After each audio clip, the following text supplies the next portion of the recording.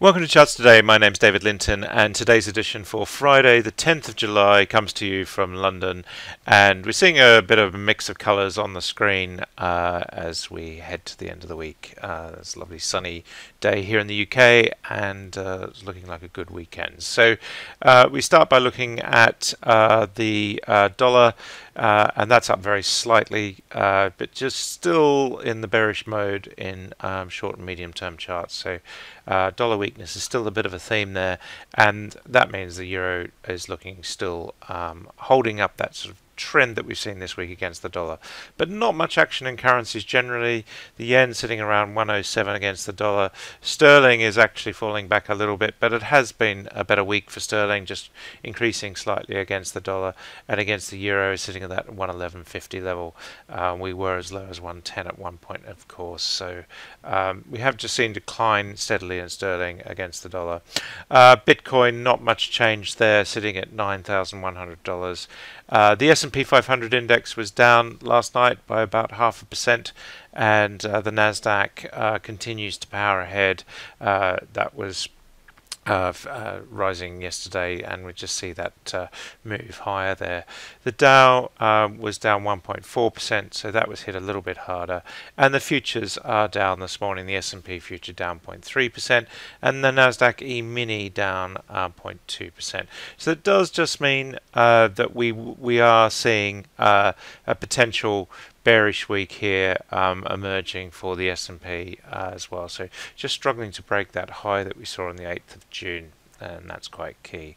And if we look at the Nasdaq, the VIX volatility, we see here that this has just been steadily holding this ground. It's and this week just up slightly, so we are just seeing a little bit of a tick up there. And in terms of the big things that are worrying, I was doing a presentation yesterday, the things that are worrying for the market, or drivers for the market if you like. The S&P 500 needs to break this 8th of June high to keep this trend going.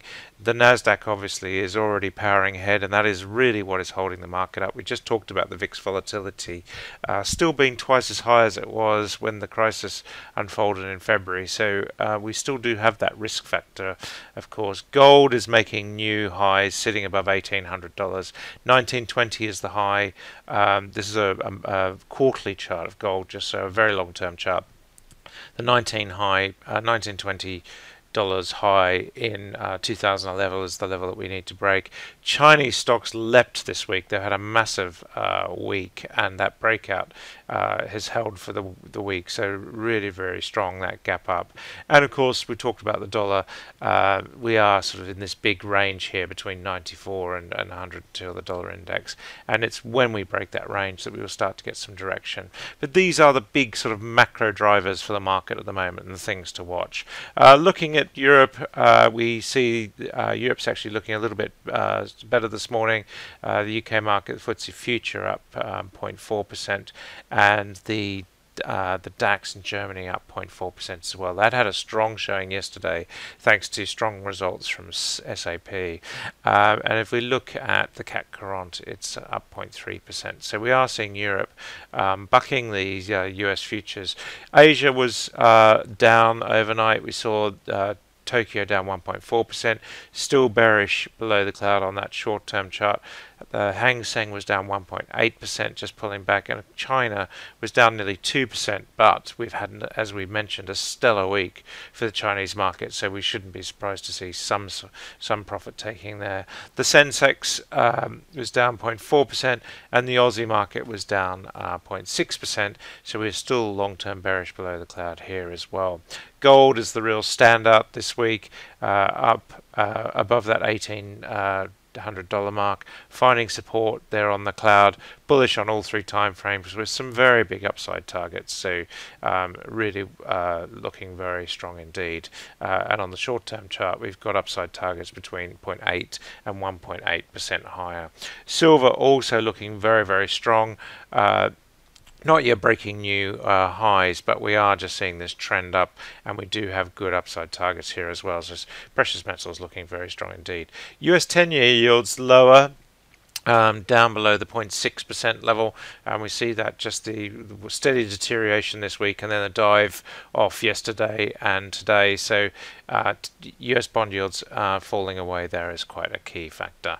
Looking at the energy mix, it's a sea of red this morning. We've got Brent crude falling back below the cloud, and we are back below the $42 mark. We really had resistance here at $43.50, and targets back to the $40 area, $39.90 here. And so $40, the psychologically important level, looks like we've got a range between $40 and $43.50. WTI, the resistance here was $41, and we're actually back below the $40 mark there. So we are seeing WTI giving targets back to around $37.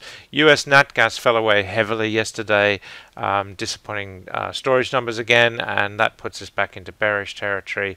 And the nat gas recovery is really struggling over this long-term chart, just taking a long time. We've got downside target to 159, and we're back into the 170s, so quite key there.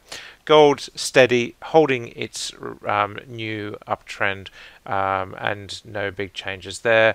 And emissions just pulling back further this week, but still holding the bull trend at the moment. UK gas, NBP, front month down 3.5%, so into bearish territory here on the short-term chart. Just the recovery, just stalling a little bit there. And we see on TTF, Dutch gas, the main European contract, back into bearish territory, targets back into the low 5 areas. 625 is now really the level that we need to get back above. And on winter gas, we're also seeing similar moves, although we are holding the short-term bull trend here, so that's the outlook there is a little bit better.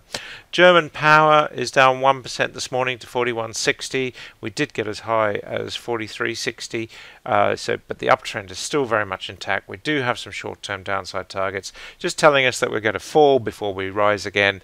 So watch those 1-minute charts on your system. That's it for today. Until Monday, have a great weekend. Happy charting. See you then.